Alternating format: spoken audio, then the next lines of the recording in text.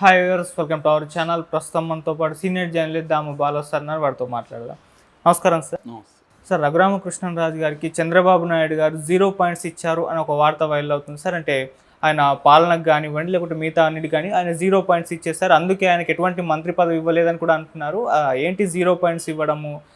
ఇప్పుడు చాలామంది చర్చించుకుంటున్నారు ఈ పాయింట్స్ ఏంటి అని చెప్పేసి. మీరేం చెప్తారు సార్ దీని గురించి? రఘురామకృష్ణరాజుకి చంద్రబాబు ఏ రకమైన పదవి ఇవ్వట్లేదు. ఫస్ట్ ఆయనేమో స్పీకర్గా ముందే అనౌన్స్ చేసుకున్నాడు. అవును, నేను స్పీకర్ అవుతాను. గెలవక ముందు కూడా ఎమ్మెల్యేగా నేను గెలుస్తాను, స్పీకర్ కావాలన్న అభిమానులు కోరుకుంటున్నారు.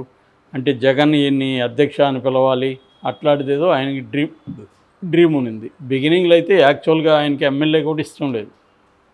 తను మళ్ళీ నర్సాపురంలోనే ఎంపీగా ఆయన కంటెస్ట్ చేద్దామనేది ఆయన ఫస్ట్ కోరిక.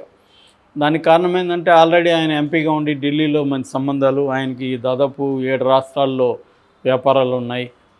సో అవన్నీ చూసుకోవాలన్నా కూడా ఢిల్లీ స్థాయిలో ఆయనకి పరిచయం ఇంపార్టెంటు. అందుకని ఆయనకి స్థానిక రాజకీయాల పట్ల పెద్ద ఇంట్రెస్ట్ లేదు, ఢిల్లీ స్థాయిలోనే ఉండాలనేది ఆయన కోరిక. సో అది ట్రై చేశాడు. బట్ చంద్రబాబు ఆయనకి అప్పుడు కూడా హాత్ ఇచ్చాడు. ఎందుకంటే చంద్రబాబు అనుకుంటే ఆయనకి ఇప్పించి ఉండొచ్చు, అది బీజేపీ కోరుకున్న సీటు కావచ్చు, బీజేపీకి ఇంకో దగ్గర ప్రొవైడ్ చేసి ఈయనకి ఇప్పించి ఉండొచ్చు. కానీ చంద్రబాబు గట్టిగా ట్రై చేయలేదు. ట్రై చేయకపోవడం వల్ల బీజేపీ శ్రీనివాసవరంకి ఇచ్చి ఆయనకి ఇప్పుడు మంత్రి పదవి కూడా ఇచ్చారు. సో ఆ రకంగా ఆయనకి ఎంపీ రాలేదు. తర్వాత ఉండిలో ఆయనకి ఎమ్మెల్యేగా సీట్ ఇచ్చాడు చంద్రబాబు. ఆ మేరకు ఖచ్చితంగా చంద్రబాబు కొంతవరకు ఆయనకి న్యాయం చేశాడు. బట్ రఘురామకృష్ణరాజు చంద్రబాబుకి ఏ స్థాయిలో ఉపయోగపడ్డాడో అందరికీ తెలుసు మనకి. ఎందుకంటే జగన్ మీద ఏ వ్యక్తి పోరాడినట్టుగా ఆయన పోరాడాడు. దానివల్ల ఆయనకి ప్రాణహాని స్థాయిలో కూడా ఇబ్బందులైంది. ఎందుకంటే సిఐడి తీసుకెళ్ళి ఆయన కొట్టారన్న ఆరోపణలు ఆయనే చేశాడు. ఇప్పుడు కేసు కూడా అవుతుంది. సో సిఐడి తీసుకెళ్ళి కొట్టడం కావచ్చు, ఆయన మీద రాజద్రోహ నేరం పెట్టడం కావచ్చు, ఇంకా ఆయన ప్రాణాలు కూడా ప్రమాదమైన ఆయన 5 ఏళ్ళు దాదాపు సొంత నియోజకవర్గానికి కూడా వెళ్ళలేదు. అంటే ఒక రకంగా చాలా సీరియస్ రిస్క్ తీసుకొని ఆయన జగన్ మీద ఒంటరిగా పోరాటం చేశాడు. బట్ తెలుగుదేశం సపోర్ట్ కూడా దొరికింది. చంద్రబాబు అప్పుడు ఆయనకి కేసు అప్పుడు కూడా హెల్ప్ చేశాడు. తెలుగుదేశం వాళ్ళు కూడా ఓన్ చేసుకున్నారు, సపోర్ట్ దొరికింది. ఏదేమైనా జగన్కి యాంటీగా ప్రజల్లో ఎక్స్పోజ్ చేయడంలో, జగన్కి యాంటీ ఇమేజ్ని సృష్టించడంలో, యాంటీ ఇన్కంబెన్సీని పెంచడంలో రఘురామకృష్ణరాజు పాత్ర తెలుగుదేశంలో ఏ లీడర్ కంటే కూడా ఎక్కువ ఉంది. ఓకే. సో అందువల్ల సహజంగానే రఘురామకృష్ణరాజుకి ఒక మంచి పొజిషన్ ఇచ్చి చంద్రబాబు ఆయన ఆదరిస్తాడని అందరూ అనుకున్నారు. కానీ ఇప్పటికి 3 నెలలు 100 డేస్ అయిపోయింది, ఇప్పటి వరకు ఆయనకి ఇవ్వలేదు. అయితే ఇప్పుడు కొత్తగా వినిపిస్తున్న వార్త ఏంటంటే రఘురామకృష్ణరాజుకు చంద్రబాబు 0 రేటింగ్ ఇచ్చారు. ఈ రేటింగ్ ఏంది అంటే చంద్రబాబు 100 రోజుల పని విధానాన్ని దృష్టిలో పెట్టుకొని మంత్రులకు, ఎమ్మెల్యేలకు రేటింగ్ సిస్టమ్ని డెవలప్ చేస్తున్నారు. ఈ రేటింగ్ను బట్టి ఎవరికి తక్కువ రేటింగ్ వాళ్ళని హెచ్చరించడం, వాళ్ళ పని మెరుగుపరచడం, మంచి రేటింగ్ వచ్చిన వాళ్ళని అభినందించడం, ఇది అనేది చంద్రబాబుకున్న ప్లాన్. ఆల్రెడీ వరదలప్పుడు ఆయన మంత్రులను కూడా చాలా తీవ్రంగా హెచ్చరించాడు. మీ పని మార్చుకోకపోతే నేను తీసేస్తానన్నట్టుగా బెదిరించాడు. సో చంద్రబాబు ఏంటంటే తను ఎక్స్పెక్ట్ చేసినట్టుగా మంత్రులు, ఎమ్మెల్యేలు లేరు. కొంతమంది ఏమో అక్రమాలకు పాల్పడడం, అవినీతికి పాల్పడడం, కొంతమంది వాళ్ళ బంధువులు ఎమ్మెల్యేల భార్యలు కావచ్చు, ఎమ్మెల్యేల మొగుళ్ళు కావచ్చు, వాళ్ళు ఎంటర్ అయిపోయి పబ్లిక్ లైఫ్లోకి వాళ్ళ అధికారులను బెదిరించడం, వాళ్ళ బర్త్డేలకి పోలీసుల్ని తీసుకెళ్ళడం, ఇలాగ అంతా జరుగుతుంది. దీని పట్ల ఆయన సాటిస్ఫాక్షన్ పూర్తిగా లేదు. అందుకని ఆయన రేటింగ్ సిస్టమ్ పెట్టాడని చెప్తున్నారు. మామూలుగా అయితే ఇంతకుముందు కూడా రేటింగ్ సిస్టమ్ అనేది ఉండేది, కానీ ఇప్పుడు దాన్ని ఓపెన్ అప్ చేస్తున్నట్టుగా తెలుస్తుంది. సో ఈ క్రమంలో రఘురామకృష్ణరాజుకి 0 రేటింగ్ ఇచ్చాడు. ఆయన పెర్ఫార్మెన్స్ ఏమీ లేదు. ఈ 100 రోజుల్లో ఆయన పెద్దగా నియోజకవర్గంలో గట్టిగా పనిచేయలేదు అని అంటున్నారు. ఇది అనఫిషియల్.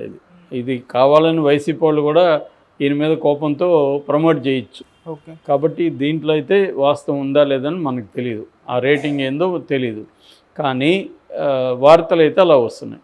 అయితే రఘురామకృష్ణరాజుకి ఫస్ట్ స్పీకర్గా ఆయన ఎక్స్పెక్ట్ చేశాడు, స్పీకర్కి ఇవ్వలేదు, చివరికి ఆయనకి ఇచ్చారు.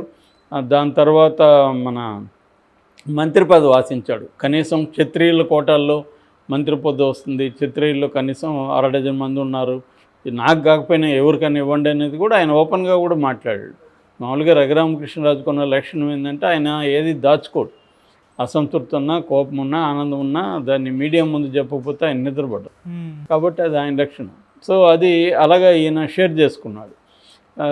దాని తర్వాత మంత్రి పదవి కూడా ఇవ్వలేదు. దాని తర్వాత టీటీడీ చైర్పర్సన్ ఇస్తారేమో అనుకున్నారు, అది కూడా ఇచ్చే పరిస్థితులు లేదు. సో ఇక ఢిల్లీలో కనీసం తెలుగుదేశం అధికార ప్రతినిధిగా ఢిల్లీలో ఆయన ఆశించాడని చెప్తున్నారు. ఎందుకంటే ఢిల్లీలో ఎక్కువ రోజులు ఉండొచ్చు, అక్కడ మళ్ళీ లైజనింగ్ చేయొచ్చు. ఎందుకంటే అక్కడ కూటమి ప్రభుత్వం ఉంది కాబట్టి ఇప్పుడు మోడీ ప్రభుత్వం. సో అక్కడ మళ్ళీ తనకి లైజనింగ్ చేయడం అవన్నీ చేయడం ద్వారా తనకి బిజినెస్ కూడా బాగా చూసుకోవచ్చు, దానికి సంబంధించిన పర్మిషన్లు కావచ్చు, తన ప్రాబ్లమ్స్ ఉంటే అక్కడ సాల్వ్ చేసుకోవచ్చు ఢిల్లీ స్థాయిలో. కాబట్టి అట్లాగే మిగతా రాష్ట్రాల సీఎంలతో కావచ్చు, మిగతా రాష్ట్రాల ఎంపీలతో కావచ్చు స్నేహం ఉంటే తనకి మిగతా రాష్ట్రాల్లో ఏమైనా ప్రాబ్లమ్స్ ఉన్నా సాల్వ్ చేసుకోవచ్చు. ఎందుకంటే ఆయన రాజకీయాలు ఎంత ఇంపార్టెంటో అంతకంటే బిజినెస్ ఆయనకి ఇంపార్టెంట్. ఓకే. సో ఇది ఆశించాడు ఆయన. సో చంద్రబాబు ఇప్పటి వరకు స్పీకర్ ఇవ్వలేదు, మంత్రి పదవి ఇవ్వలేదు, టీటీ చైర్పర్సన్ ఇవ్వలేదు, ఢిల్లీలో అధికార ప్రతినిధి పోస్ట్ కూడా ఇవ్వలేదు. ఇప్పటివరకు ఏమి ఇవ్వలేదు కాబట్టి ఈయనకి 0 రేటింగ్ వచ్చింది కాబట్టి నేను ఇవ్వలేదు అనేది ఒక కారణం అయితే, రెండో కారణం చంద్రబాబు ఈయన నమ్మట్లేదు. ఎందుకంటే ఈయన రిలయబుల్ పర్సన్ కాదు. జగన్ ఈయనకి మంచిగా ఎంపీ సీట్ ఇస్తే జగన్ మీదనే పోరాటం చేసి జగన్ని ఇబ్బంది పెట్టిన వ్యక్తి రేపు మనల్ని చేయడం అనేది గ్యారంటీ ఏముంది? ఇతను గొంతమ్మ కోరికలు తీర్చుకుంటూ పోతే ఇతను రేపొద్దున ఇతను ఎంత పెరిగితే రేపు అంత డేంజర్. ఇప్పుడే కట్ చేస్తే ఇతని మాట ఎవరు పట్టించుకోరు అనేది చంద్రబాబు ఆలోచనగా చెప్తున్నారు. ఆయన నిన్న ఒక టీవీ ఛానల్ ఇంటర్వ్యూలో ఈ ప్రశ్న కూడా అడిగారు. ఆయన మాత్రం అదంతా కొట్టిపారేశారు, అదేమీ లేదు, బట్ నేనైతే చేయాల్సింది చేస్తున్నాను కానీ మరి ఎందుకనో నాకు రావాల్సిన గుర్తింపు రావట్లేదనే ఆవేదన కూడా ఆయన ఎక్స్ప్రెస్ చేశారు. ఎందుకంటే ఖచ్చితంగా ఆయనకి తగిన గుర్తింపు తెలుగుదేశంలో వస్తుందని అందరూ కూడా అనుకున్నారు. ఎందుకు ఆయన 24 hours తెలుగుదేశం మీడియాలో రోజు ఒక ప్రోగ్రాం ఉండేది కదా, రచ్చబండో ఇంకోటో పేరు పెట్టి రోజు ప్రైమ్ టైంలో తెలుగుదేశం ఛానల్లో ఆయన రోజు మాట్లాడేవాడు. ప్రతి అంశం మీద జగన్ క్యాంటీగా ఆయన మాట్లాడేవాడు. నా ఎక్స్పీరియన్స్లో దేశంలోనే ఒక వ్యక్తి తను గెలిచిన పార్టీ లీడర్ని ఇలాగ మాట్లాడిన వ్యక్తి ఇంకొకరు ఉండరు. ఆ స్థాయిలో అతను మంచి చెడు అతను నమ్మింది చేశాడు. చేసిన అదంతా ఎవరికి ఉపయోగపడింది? తెలుగుదేశం కూటమికే ఉపయోగపడింది. ఓకే. మరి ఉపయోగపడినప్పుడు, అంత పెద్ద ఎత్తున ఉపయోగపడినప్పుడు చంద్రబాబు కృతజ్ఞతగా తనకి ఏదో ఒకటి ఇవ్వాల్సిన అవసరం అయితే ఉంది. కానీ చంద్రబాబు ఏంటంటే ప్రతిదీ క్యాలిక్యులేట్ చేస్తాడు. జగన్ లాగా కాదు చంద్రబాబు. జగన్ కంటే కూడా చంద్రబాబుకు ఉన్న అనుభవం వేరు. ఎవరిని ఎలా యూజ్ చేసుకోవాలి, ఎవరికి ఏ స్థాయిలో మేలు చేయాలి, ఇవన్నీ ఆయన క్యాలిక్యులేషన్స్ వేరే ఉంటాయి.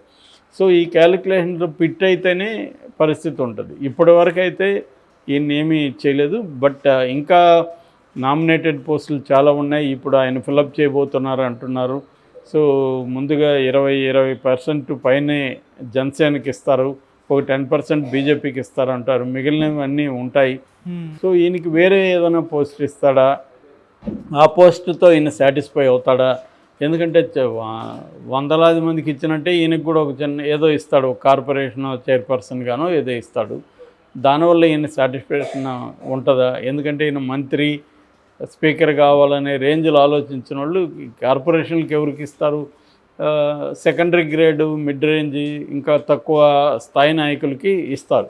తెలుగుదేశం గెలవడానికి ఉపయోగపడిన కొంతమందికి ఇస్తారు. మరి అట్లాంటివి ఇస్తారా?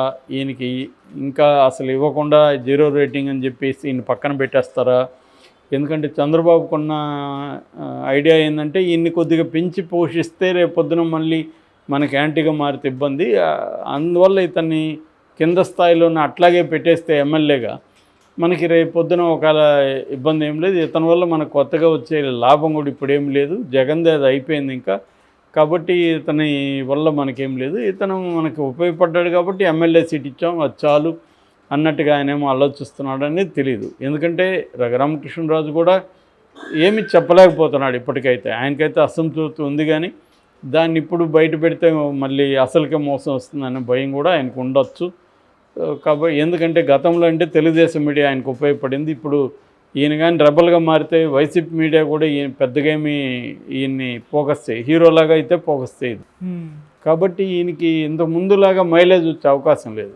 ఒకవేళ తెలుగుదేశానికి యాంటీగా పోరాడినా రెబల్గా మారినా ఆయనకే నష్టం తప్ప తెలుగుదేశానికి వచ్చే నష్టం ఏమీ లేదు. ఓకే. అందువల్ల రఘురామకృష్ణరాజు కూడా ఓపికగా ఉన్నట్టుగా అర్థమవుతుంది.